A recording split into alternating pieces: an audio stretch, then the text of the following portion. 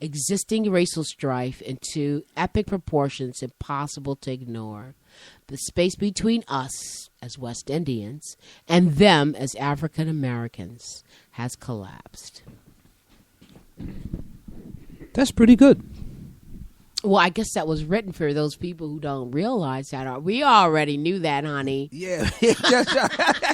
I'm like, I don't care where you're from. You black, they're not going to ask you, are you West Indian? I'm like, yo. They're gonna still nab you. Okay, so it You be doesn't like- matter. Do you have an accent? And I'm pointing Nobody's that gun even at you. looking at the color. They don't care anything about that. You know, I mean, when I brought my husband here from East Africa, he thought that, these black Americans, blah, blah, blah. It doesn't take long because you just all lump you all together. All in together. All man. It's together. One and the funny thing is this. If you are in the Caribbean now, they're calling black Trinidadians Afro-Trinidadians. Okay. And they're calling the Indians Indo-Trinidadians. And I'm like, what? I ain't no Afro-Trinidadian. Afro is a hairstyle. You're just a Trinidadian or? I'm black. Okay. I'm black. No, you're African. Oh, African. Okay, Whichever one. But I'm because black. People don't want to be called black. Yeah, right? but I'm black. Now, in that poll that you read, I didn't read that. I read that article, and it's kind of stupid to me because it's saying that white people would prefer to call you African American rather than black because black, I guess, is threatening in some way. Yeah. We're going to get to that one. This is a good offspring to this article. Okay.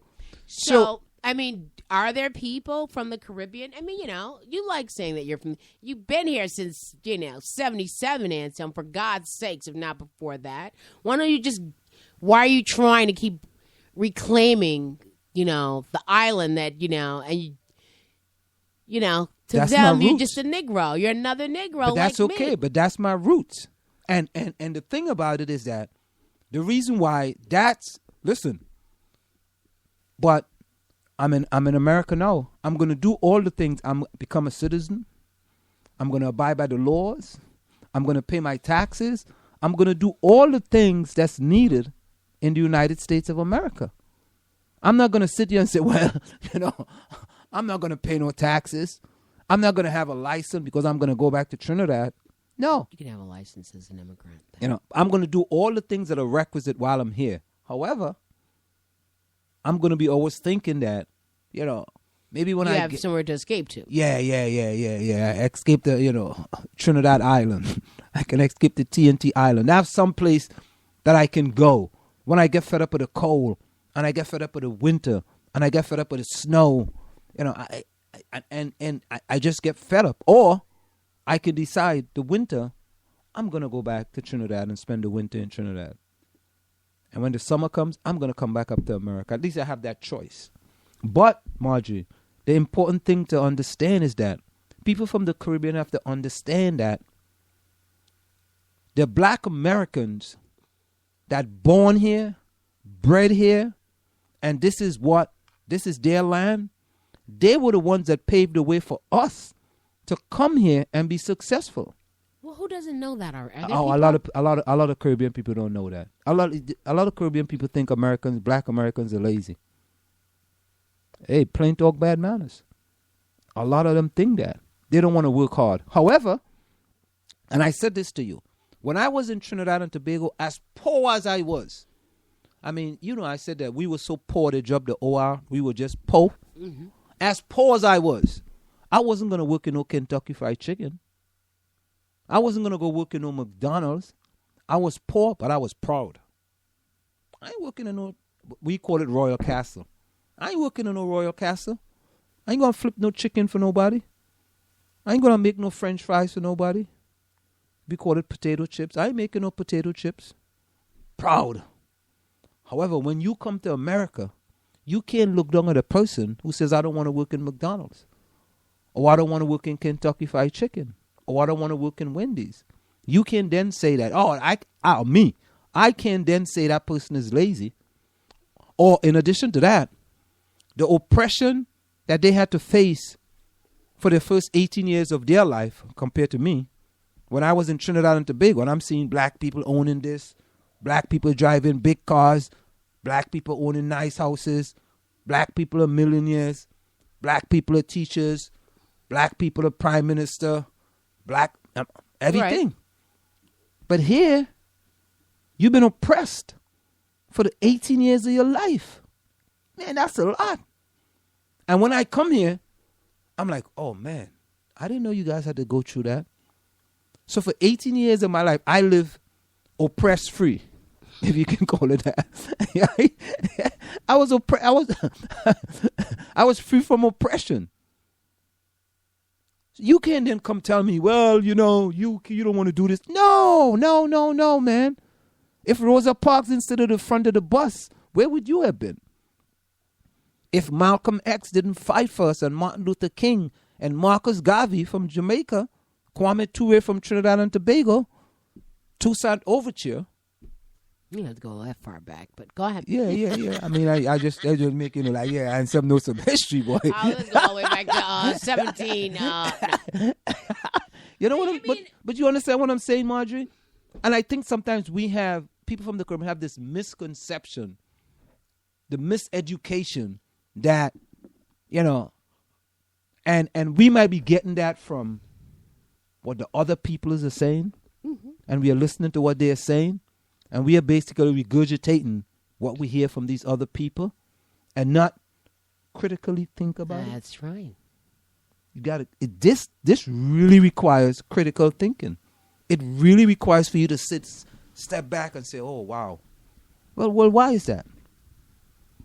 We had a meeting some time ago at Seton Hall, and some of the kids were saying some of these same things. What are they saying? That what kind of kids are these?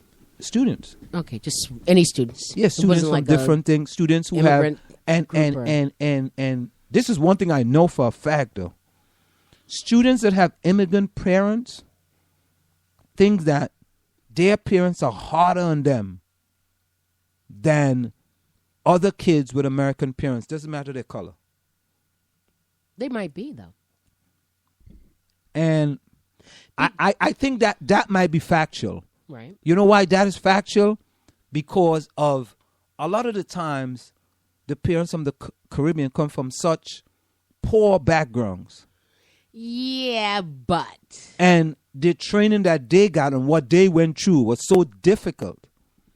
That's some of the tactics that they still use with their kids. Yeah, well, and just getting here is not an easy thing. I mean, I remember one experience in Guyana, and I saw a line that was about a mile long in front of the U.S. Embassy. Yes. So here you have... And you got to get there like 4:30 in the morning. Not only the long line, but then you have to pay all of that stuff, and then you got to pay your way to get here, and then somebody's got to be here to sponsor you to come in. You just can't just come in on your own, and if you do, you got to have a skill to get in.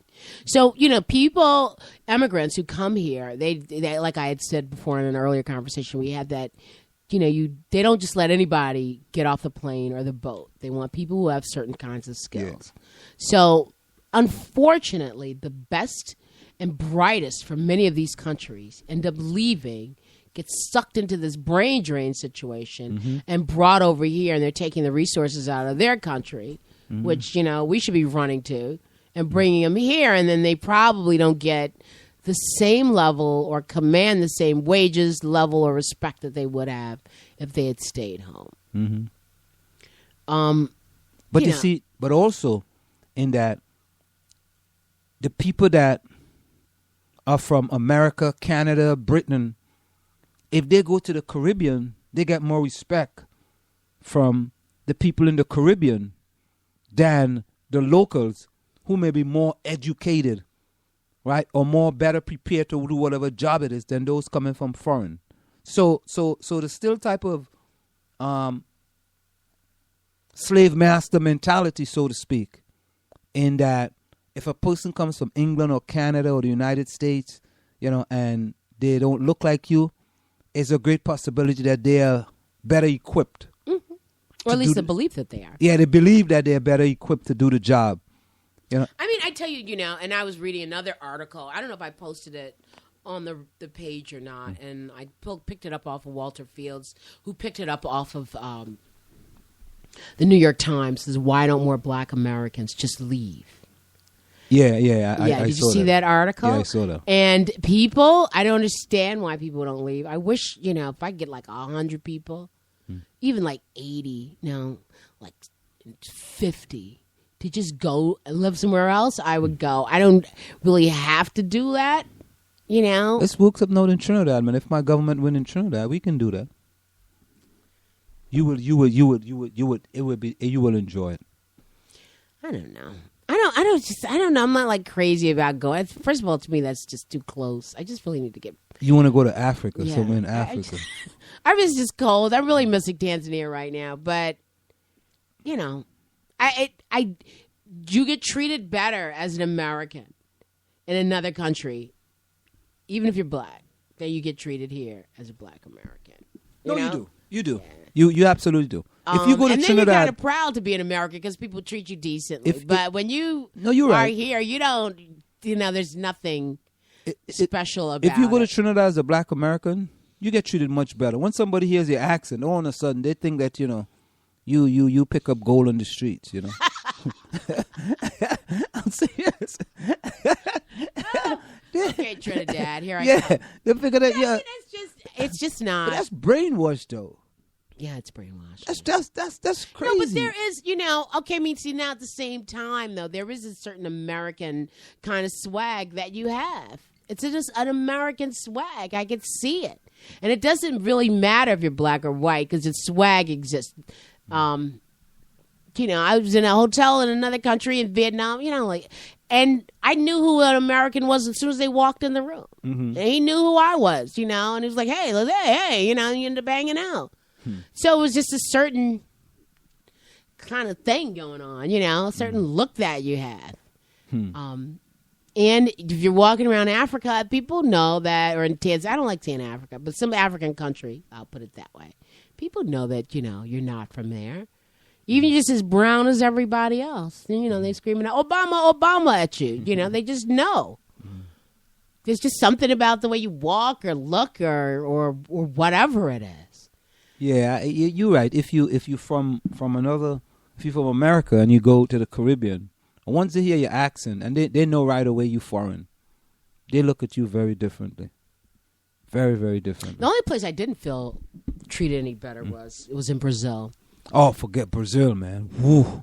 I am walking down this beach. It wasn't on the beach. It was from a mall and walking down the street that's going along the beach.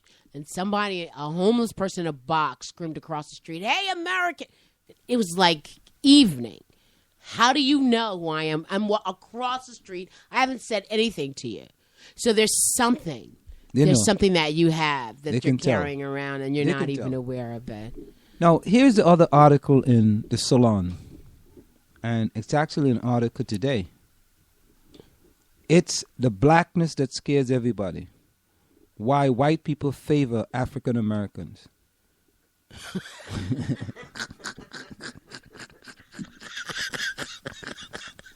Are you laughing? Why you laughing? That's not funny. Why are you laughing? Same reason you are. I don't even know. It's just something goofy about it. Go ahead. Let's hear this one. A new study. This is so we should define ourselves based on what they want to call you an African American. I don't like that term African American. That annoys me because I feel more comfortable with you being an African American. I feel safer. I feel safer. My God. I feel safer when you're an African American. So if I say I'm black, oh my God, that's a little stern. That's threatening, That's a little threatening. Ooh, Lord, go ahead. A new study from Professor Erica Hall of Emory University, Giozita's Business School suggests that white people have a more negative view of the term black than they do of the term African American. For instance, study participants routinely concluded that a person had a higher level of education and job status if that person was referred to as African American. Oh, come on. See, I don't want to hear that. Only 38.46% of the participants in the black racial label estimated that the target was in a managerial position, while 73% of the target in the African racial label condition estimated that the target was in America.